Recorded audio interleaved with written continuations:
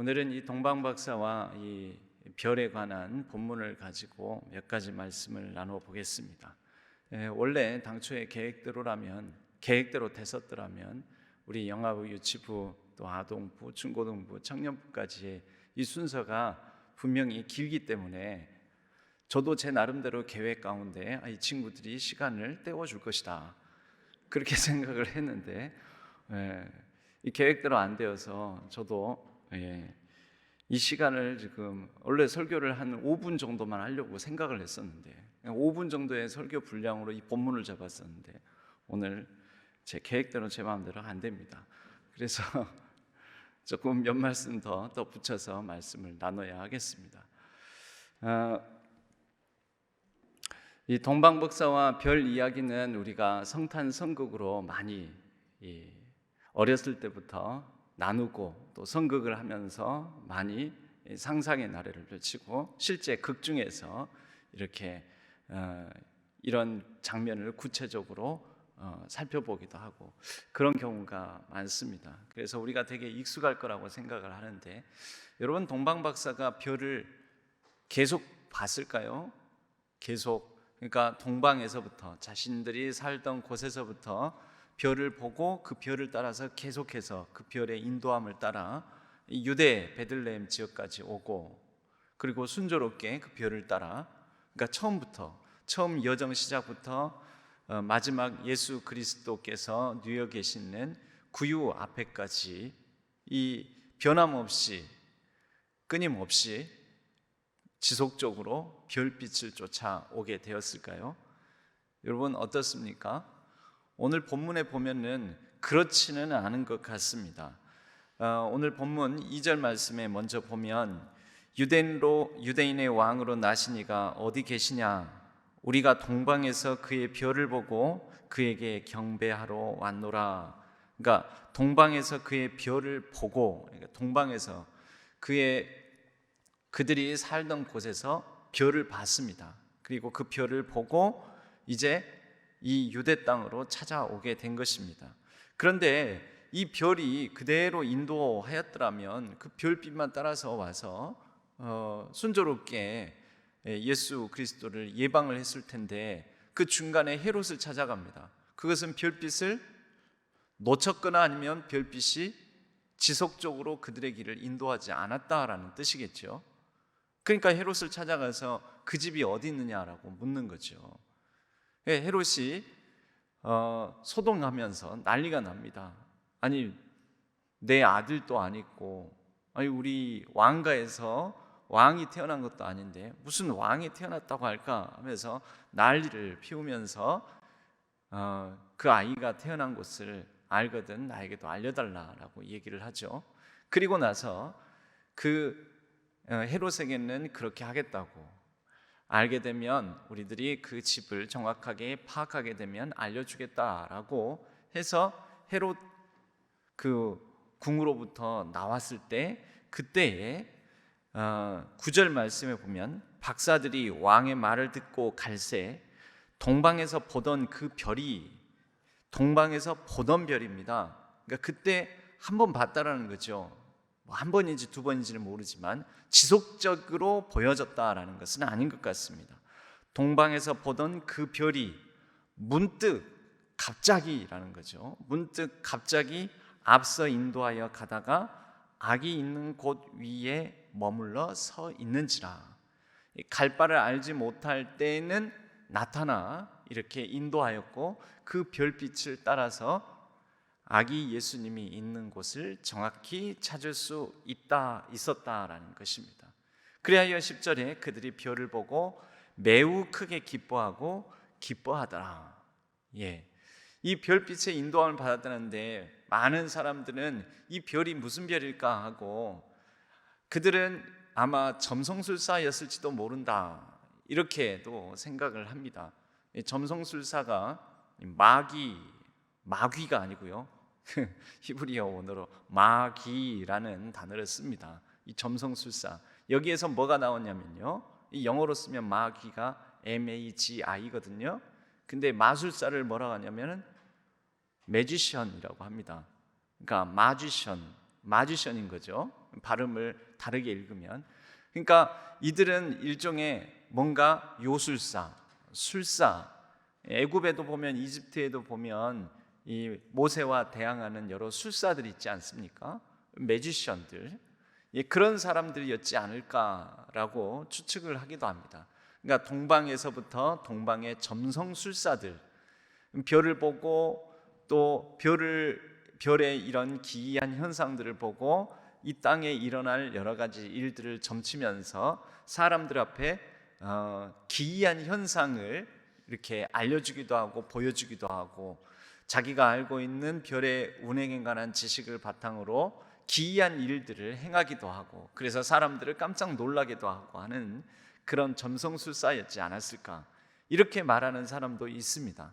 그러나 이들이 연구하고 관찰했던 이 별들이 무엇일까라고 많은 또 과학자들이 이거 분명 자연현상 중에도 이때 일명 예수 그리스도의 탄생을 알리는 베들레헴의 별이 그때 당시에 실제 천문학적으로도 일어났을 것이다 라고 가정을 세우고 연구를 해보니까 기원전 7년경에 실제 목성과 토성이 만나면서 겹치면서 일어난 우주 천체 쇼가 일어났다라는 거죠.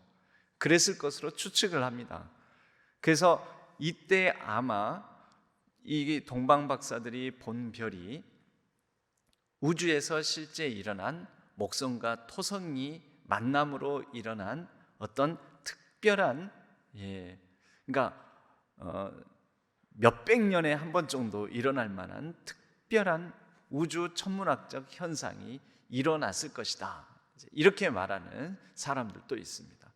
또 달리는 이때 혜성이 출현했을 것이다, 이렇게도 얘기를 합니다. 여러분, 그런 이제 연구를 하는 사람들의 뭐 얘기를 들어오면서 그럴 수도 있겠다, 그럴지도 모르겠다 라고 우리는 생각할 수 있는데요. 그런데 여러분, 그게 천문학적으로 실제 일어난 현상이었느냐 아니냐라는 것은 그다지 중요하지가 않습니다. 그 이유는 뭐냐면요, 성경은 과학적으로 천문학적으로 실제 있었던 일들을, 그러니까 과학적, 천문학적, 우주학적으로 일어난 일들을 기록한 책이 아니기 때문입니다.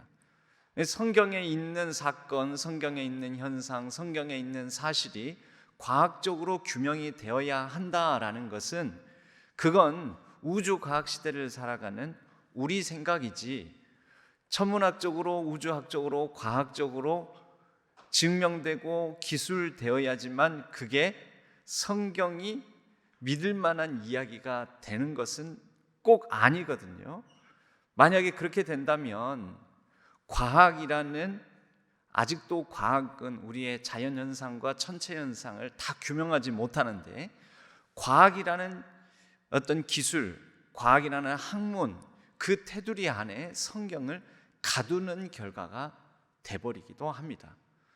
여러분, 그러므로 성경에 나와 있는 일들, 성경에 나와 있는 사건들이 천문학적으로, 천체학적으로, 우주학적으로, 과학적으로 다 규명되고 해석이 되어야 된다라는 것은, 때로는 그 연구된 것들을 바탕으로 그럴 수도 있겠구나, 그렇게 해석의 활동이었을 수도 있겠구나, 목성과 토성이 만나는 특별한 우주 천문학적인 현상이었을 수도 있겠구나라고 생각은 해볼 수는 있지만, 그걸 근거로 예수님의 탄생을 알리는 별이 실제 존재했었다라는 것을, 여부를 규명하는 것, 그것을 바탕으로 우리가 예수님의 탄생을 믿고 안 믿고를 결정하는 것은 매우 위험한 일일 수도 있다라는 것입니다.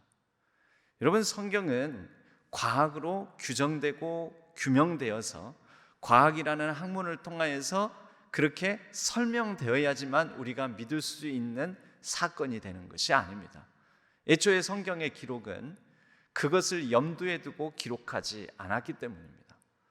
성경의 기록은, 성경은 과학 현상을 증명하고 후세라도 이것을 깨달아 알게 하기 위해서 기술한 과학 현상의 사건의 기록이 아니라는 것입니다. 그러면 성경은 무엇을 위해서 기록한 것입니까? 그러므로 동방 박사들은 과연 무엇을 찾아서 온 것입니까? 여러분, 동방 박사들이 보았다라는 별은 이들이 어쩌면 비록 이방인이지만 동방에서 살던 사람이기 때문에 이들은 유대 백성도 아니었고 어쩌면 유대 백성들에게, 이스라엘 백성들에게 오랜 시간 동안에 하나님께서 직접 자신을 드러내고 보여주셨던 계시의 말씀, 구약 성경을 자세히 알지 못하는 사람들이었을 것입니다. 그러니까 헤롯에게 찾아와서 헤롯이 그것도 헤롯 왕가에 있는 대제사장과 백성의 서기관들을 통해 미가서 5장 2절을 인용한 말씀인 오늘 6절 말씀에 유다 땅 베들레헴아 너는 유대 고을 중에서 가장 작지 아니하도다 라는 말씀을 읽어줄 때에 이들이 그때서야 이것이 뭔가 심오한 이 이전부터 하나님이란 분이 자신의 뜻을 예언하고 펼치시기 위한 말씀의 연장선상에서 계시된 이 별이었고 우리가 보았던 별이었고 사건이구나 라고 그들이 그때서야 깨닫게 되었을 거라는 거죠. 여러분, 이들은 하나님을 잘은 모르지만 뭔가 인생의, 우주의 그 너머에 초월적인 가치관과 어떤 세계관이 있으며 그것을 다스리시고 주관하는 분이 있으며 그 내가 눈에 보이는 현상 너머에 어떤 초자연적인 초월적인 진리가 있다라는 것을 추구했던 사람이었을 가능성이 있습니다. 단순히 점성술사가 아니고 단순히 천문학적으로 일어난 현상을 관찰하는 사람이 아니고 그들이 살아가는 일상적인 삶 그 너머에 뭔가 절대적인 진리, 절대 세계관, 절대적인 전 우주를 뛰어넘는 어떤 가치가 있을 것이다. 이것을 구하고 바라고 추구했던 사람들이었을 거라는 것입니다. 그런 사람들에게, 그런 이들에게 하나님께서는 그들도 진리를 찾았지만 진리를 찾는 동방 박사들에게 하나님께서 그들에게 찾아오신 이야기가 이 베들레헴의 별이었을 거라는 것입니다. 여러분, 실제 성경은 하나님을 찾는 사람들, 진리를 찾는 사람들, 눈에 보이는 현상 너머의 인생의 참 의미와 가치를 찾는 사람들과 그들을 찾아오시는 하나님에 관한 이야기로 가득 차 있습니다. 여러분, 성경을 읽을 때 우리가 봐야 될 것은 하나님을 찾는 사람들, 그러나 그들이 찾기만 할 뿐만 아니라 찾는 사람들에게는 반드시 찾아와 주셔서 하나님을 가르쳐 주시고 보여주시고 드러내 주시는 하나님에 관한 이야기라는 것을 우리가 알고 성경을 읽을 필요가 있습니다. 그렇기 때문에 성경은 과학 현상을 드러낸 책이 아니라는 것이죠. 뭘 드러낸 책입니까? 하나님께서 찾아오시는 이야기, 하나님께서 사람을 만나주시는 이야기, 하나님께서 찾아오시고 만나주심으로 자신이 어떤 분이신지를 드러내주시는 이야기, 하나님에 관한 계시의 책, 그런 하나님을 경건하게 찾는 사람들의 모습, 그러나 하나님을 찾고자 하되 찾지 못한 사람들, 또 때로는 찾다가 포기하는 사람들, 하나님을 찾고자 하나 잘못 찾는 사람들, 하나님을 찾고자 하는 중에 실패하는 사람들, 하나님을 찾고자 하였을 때 하나님을 온전히 맞는 사람들, 여러 다양한 이런 이야기들로 가득 차 있다라는 것이죠. 여러분, 성경은 하나님, 그분이 누구신가? 그분이 어떻게 찾아오시는가? 그분이 어떻게 우리를 만나주시는가? 그리고 사람은 인간은 하나님 보시기에 어떤 존재인가? 그리고 인간은 어떨 때 가장 복된 삶을 살아갈 수 있을 것인가? 이것을 하나님과 인간의 관계를 통하여서 가르쳐 줍니다. 하나님과 사람 사이에 올바른 관계를 맺을 때 인간이 가장 복되고 아름답고 또 생명력 넘치는 삶을 살아갈 수가 있다. 또한 하나님께서 이 세계를 어떠한 공간으로, 어떠한 세계로 이루고자 하시는가, 그리고 그 세계와 더불어서 피조 만물과 함께 사람은 어떠한 관계를 맺고 살아가야 할 것인가, 이것을 가르쳐주는 책이 성경입니다. 그러므로 오늘 본문의 말씀도 그러한 부분에 초점에 맞춰서 읽을 필요가 있습니다. 하나님을 찾고자 했던 사람들, 그러나 그들은 선택된 민족, 선민, 이스라엘 백성, 유대인이 아니었기 때문에 그들이 찾고자 했으나 하나님의 실체를 유대인들보다는, 이스라엘 백성들보다는 쉽게 만날 수도 찾을 수 없었을 텐데 하나님께서 그들에게 별빛이 되어 별로서 그들에게 나타나셨다라는 것이죠. 그리고 그것을 통해 그들은 이 뭔가 우리가 아는 현상 너머, 세계 너머에 초월적인 어떤 가치와 세계가 있을 것이다 라는 것을 물어 이것이 이스라엘 땅에 유대 백성들에게 이러한 놀라운 참 진리의 소식이 있을까 싶어 먼 길을 마다 않고 찾아온 것입니다. 그리고 그렇게 찾아온 곳에서 거쳐 처음에는 헤롯에게 찾아갔죠. 왕가에 가면 이런 놀라운 왕의 탄생에 관한 소식이 있을 줄 알고, 그런데 왕가에 갔더니 없었습니다. 여러분, 헤롯 왕가가 상징하는 게 무엇입니까? 헤롯 왕가가 상징하는 것은 권력입니다. 힘입니다.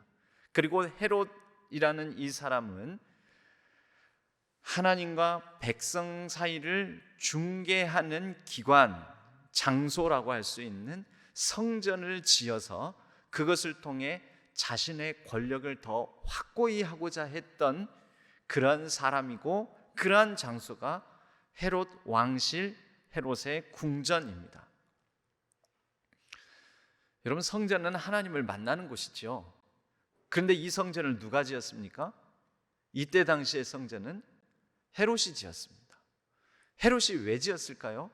크고 화려하게, 엄청나게 눈에 보기에 대단한 건축물로 지었는데, 그 이유가 뭐냐면 그 크고 화려하고 대단한 건축물을 통해 자신이 얼마나 유대 백성들을 다스리기에 합당한 왕인지 자기 자신을 드러내기 위함으로 지었다라는 것이죠. 쉽게 말하자면 하나님과 이 백성들 사이에 헤롯이라는 정치적 수단, 권력, 특별한 이해, 득실 관계가 하나님과 이 백성들 사이를 가로막는 하나의 장벽이기도 했다라는 것입니다. 처음 이 하나님을 찾고 구하는 동방 박사가 헤롯 왕가에 방문을 하게 되었다라는 것은 한편으로는 당연한 상식처럼도 보이지만, 그 안에서 우리는 하나님과 사람 사이를 중개하는 성전 체제, 그 성전 체제를 통하여서 하나님을 진정 만날 수 있을 것인가 하는 가능성을 탐색하지 않았나, 이렇게도 볼 수가 있습니다. 그 말은 뭐냐면 하나님과 우리 사이에는 원래 그 모든 막힌 담을 허물기 위해서 오신 분이 예수님 아니십니까? 그런데 이 예수님을 만나는 데에도 상징적으로 보면 헤롯 왕가를 통해, 그리고 헤롯 왕가가 세운 성전 체제를 통해, 다시 말하자면 성전을 통해 하나님을 만날 수 있는 것이 아닌가, 그렇게 찾고 구하는 사람들의 모습을 이 동방박사들의 걸음에서 우리는 또한 살펴볼 수 있다라는 것이죠. 여러분, 우리도 예수 그리스도를 만나고자 하고 찾고자 하는데 예수 그리스도를 직접 만나도 되는데 직접 만나지를 못하고 내가 서투르니까, 내가 어색하니까, 익숙치 않으니까 뭔가 중간에 중개인을 두고자 하는 심리가 있습니다. 어찌 하나님을 내가 직접 만날 수 있을까? 어찌 하나님의 놀라운 진리를 내가 직접 담아낼 수가 있을까?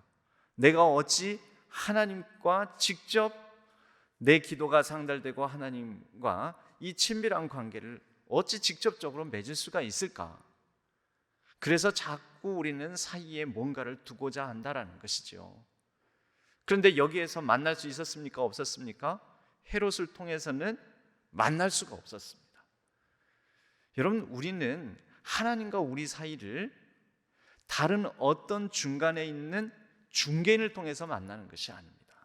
브로커를 통해서 만나는 것이 아닙니다. 성전 체제를 통해서 만나는 것이 아닙니다. 하나님과 우리 사이는 하나님께서 직접 찾아오시고 직접 보여주시고 계시하는 것을 통해서 하나님을 만날 수가 있습니다. 헤롯 왕가에서 나왔더니 어떤 일이 일어납니까? 문득 갑자기 그 별빛이 다시 등장을 합니다. 그 별빛은 하나님께서 직접 동방 박사들에게 나타나셔서 보여주시고 직접 만나 주신다라는 뜻입니다.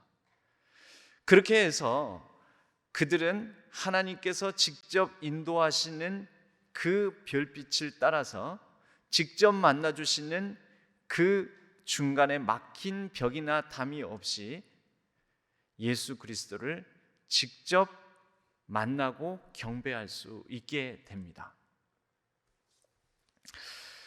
우리의 삶의 공허와 허무, 여러 가지 어려움과 아픔, 그리고 우리의 삶의 여러 가지 시리와 좌절, 낙심과 괴로움, 외로움, 여러분, 이럴 때 우리가 중간에 뭔가를 두고 내가 나의 삶을 위로받고 또 충족하고 채우기를 원하는 것들, 중간에 막힌 담들을 많이 둡니다. 어떤 사람은 재물로 그것을 두기도 하고, 어떤 사람은 자신의 욕망을 따라 어떤 중독적인 현상, 그 중독할 만한 거리를 통하여서 나의 삶의 위안거리, 나의 삶을 채우는 충만케 할 거리들을, 그런 것들을 통해서 찾습니다. 여러분, 그런 것들을 통해서 우리 삶이 채워질 수 없고, 우리가 진정 우리의 삶의 공허와 허물을 극복할 수 있는 힘은 하나님께서 직접 우리 가운데 오셔서 우리를 만나 주시는 것 가운데에서 우리의 모든 허무와 공허를 극복할 수가 있습니다. 오늘 동방 박사들은 하나님을 직접 만나고 하나님께서 직접 찾아오셔서 하나님의 진리를 그들의 삶 가운데 직접 붙들고 살아간 사람들 유형을 나타낸다라고 볼 수가 있습니다. 여러분, 보통 별빛 하면은 소망, 희망, 마음으로부터 추구하는 어떤 목적, 그렇게 간절하게 바라고 구하는 것들, 이런 것들을 별빛으로 상징하여 표현하곤 합니다.